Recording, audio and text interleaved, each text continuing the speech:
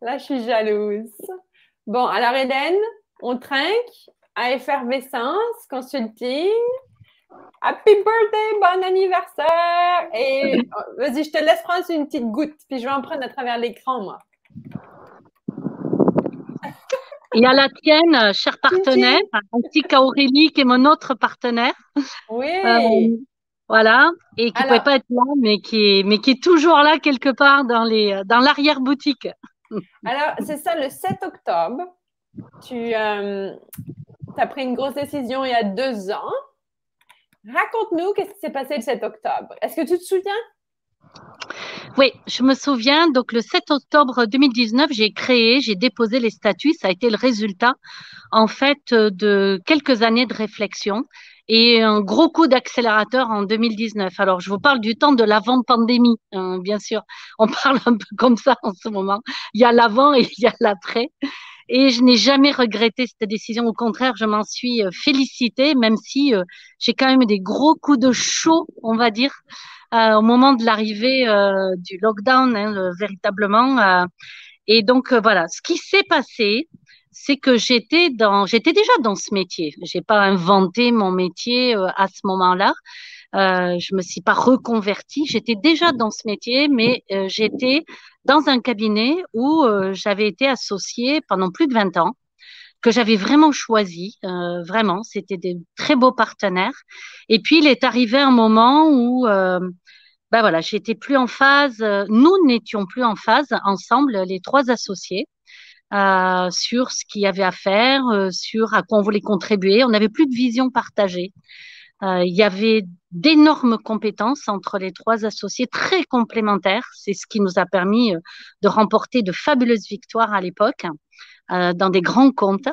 Alors que nous n'étions pas un très gros cabinet, mais vraiment très reconnu pour l'orfèvrerie de notre travail. Je m'y suis d'ailleurs bien peaufinée, articulée, et j'ai aussi découvert ce que j'aimais profondément faire en comparaison à d'autres missions qui étaient possibles dans ce cabinet-là. Et du coup, voilà, c'est le choix que j'ai fait profond le jour où je me suis dit, alors, il te reste 10 années avant ta retraite. Tu sais, c'est l'histoire de la lettre là qu'on reçoit pour commencer à voir combien de temps il nous reste, combien on va gagner à la retraite et combien de temps il nous reste à faire, qu'on commence à faire les calculs. Tous les Français reçoivent cette lettre à sonner nos 50 ans. Et du coup, ben voilà, j'ai compris qu'en faisant ce point-là, que j'avais envie de ne faire que ce que je voulais profondément. Et ça ne correspondait pas à la vision collective, ce que je respecte totalement par rapport à notre ancien cabinet. Et j'ai pris mon courage à deux mains. J'ai mis quand même quelques mois avant de me décider. J'ai sauté le pas. Après un séminaire où je me suis retrouvée, c'était entre formation et échange de pratiques et travail sur soi, comme nous devons le faire, nous les coachs, où j'ai posé cette question à laquelle je m'étais donné mission de répondre. C'était en avril 2019. Et quand je suis sortie, j'avais ma réponse. Oui, j'allais partir et je savais pourquoi, je savais comment. Je savais aussi ce que j'allais dire à mes associés parce que je n'étais pas fiérote quand même hein, au moment où je prenais cette décision-là de leur dire que j'allais quitter le navire, hein, comme on dit. Donc tout ça, ça demande beaucoup de courage. Hein, et je sais, quand on part d'une entreprise où on a compté et où on a aussi compté sur les autres, voilà, c'est un grand moment. Justement, ramène-nous à ça. Comment est-ce qu'on...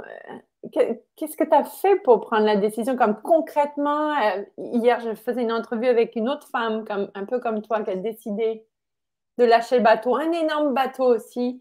Donc, elle a commencé par écrire ce qu'elle voulait vraiment. Est-ce que toi, tu as des trucs que tu pourrais partager aujourd'hui qui pourraient aider quelqu'un qui est dans cette situation? Moi, ce que j'ai écouté, c'est les signes intérieurs. C'est d'abord, je voyais bien que physiquement, je tenais plus aussi bien le rythme de ce que je faisais, que je commençais parfois un peu, pas toujours, mais parfois un peu à m'ennuyer. ça commençait alors que j'avais choisi ce métier par passion et en fait il y avait certains programmes, certaines choses que je faisais où je commençais à me dire bon, une fois que tu y seras, Hélène, tu vas voir, tu vas rencontrer les gens, dès que tu es au contact des gens, tout va aller bien. Mais en fait, je devais me le dire pour me motiver à prendre mon volant, ma voiture, mon train pour pouvoir y aller. Ça, c'était les premiers signes. Puis il est arrivé un moment où je me suis sentie, notamment dans nos réunions d'associés, m'énerver beaucoup. Et là, je dois dire que c'est vraiment, ça vient de moi. J'ai pas à jeter la pierre. Alors évidemment, je me suis sentie très critique à l'époque vis-à-vis de mes associés, vis-à-vis de l'entreprise. Mais en fait, en vrai, ça cachait ma propre insatisfaction à être là et ma propre peur à prendre les rênes de ma vie. Ce n'était qu'une traduction défensive, en vérité, parce que je n'ai jamais cessé de reconnaître leurs compétences, je n'ai jamais cessé, et encore d'ailleurs, jamais cessé de reconnaître la valeur ajoutée de chacun d'entre eux. Donc, je devenais critique défensivement, comme on dit. Et ça, c'est un signe. Donc, moi, j'écoute les signes. D'ailleurs, je pense que j'ai pas su les écouter assez tôt. Mais bon, on a toujours des bénéfices à faire des choix où on est dans le déni. Voilà. Et je pense que j'étais dans le déni de ce qui était en train de m'arriver depuis quelque temps. J'allais y arriver, je gardais espoir. Moi, une spécialiste du dépassement des peurs, du développement personnel, j'allais trouver des solutions avec mes associés pour retrouver cet équilibre que nous avions magnifique d'ailleurs auparavant. Mais en fait, j'étais vraiment dans le déni de mes propres signes défensifs, de mes propres insatisfactions très profondes où je me désalignais. Donc, loin de moi de critiquer quelle était la vision du cabinet à ce moment-là. D'ailleurs, on avait du mal à en trouver dans nos trois différences à ce moment-là, alors que ce n'était pas le cas dans le passé. Donc, voilà. Et en fait, ça, c'est des premières choses que j'ai pu faire, c'est écouter. Ensuite, je me suis fait aider. Toute seule, je ne suis pas arrivée. J'y arrivais pas, je tournais en rond. Je pouvais dire que ça faisait déjà en moins de 2 ans que je tournais en rond, que j'essayais de me relancer, de me motiver en me disant ça va aller mieux. Ben, tu parles, ça va aller mieux. Ça, on se le dit tous à un moment donné, mais non, quoi. En fait, ça ne faisait qu'empirer. Et puis, je passais même dans la zone rose, comme j'ai l'habitude de dire, collaborative, c'est-à-dire que je finissais par plus rien dire de ce qui était important pour moi. Ou quand ça sortait, c'était rouge vif, ça éclatait. Donc, moi, je m'aimais plus, en fait. C'est pas que j'aimais pas ce cabinet, c'est que je ne m'aimais plus dans mon rôle et dans ma place dans ce cabinet. Donc, me faire aider, ça, c'était vraiment la chose la plus importante. Donc, comme tout coach, je suis supervisée. J'ai pu en parler dans ma supervision qui est collective, d'ailleurs. Je crois beaucoup à l'intelligence collective, les retours que j'ai eus, les feedbacks et aussi ce travail en profondeur que j'ai fait plus ciblé sur l'encounter avec mes pairs de l'élément humain.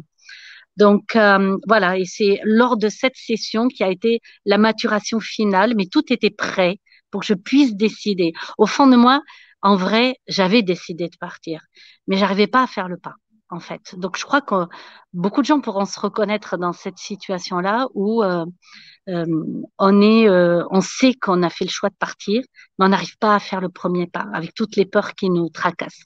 Ensuite, ben, ça a été d'identifier toutes mes peurs et d'avoir des bons plans d'action pour que je puisse vraiment faire pragmatiquement et de façon sécurisée ces pas-là. Et oui, je me suis fait aider, comme tout le monde peut en avoir besoin.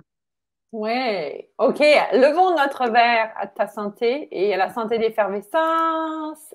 Mettons nos petits ballons. Alors, écoute, Hélène, il nous reste 1 minute. Maintenant, ça y est, ça fait 2 ans. Quelle est la prochaine mission d'effervescence dans la prochaine année? La prochaine mission d'effervescence, c'est de continuer et d'amplifier ce travail sur les switches de carrière et pour accompagner, permettre à chacun dans ces moments très perturbés justement d'apprendre à reconnaître quels sont ces signes, d'apprendre à ces signes défensifs dans lesquels on se met, d'apprendre à trouver le courage de soi, l'estime de soi dans son projet professionnel et enfin de s'envoler vers pragmatiquement bien sûr, comme un avion d'école, il est très pragmatique les avions, s'envoler vers les cieux plein d'espoir, plein d'espérance et de réussite. Donc, mon objectif, c'est de passer de ce chiffre d'affaires que j'ai réussi à dépasser cette année et d'arriver à un groupe de bilan de compétences par mois toute l'année prochaine, avec au moins 8 à 10 personnes dans chaque groupe.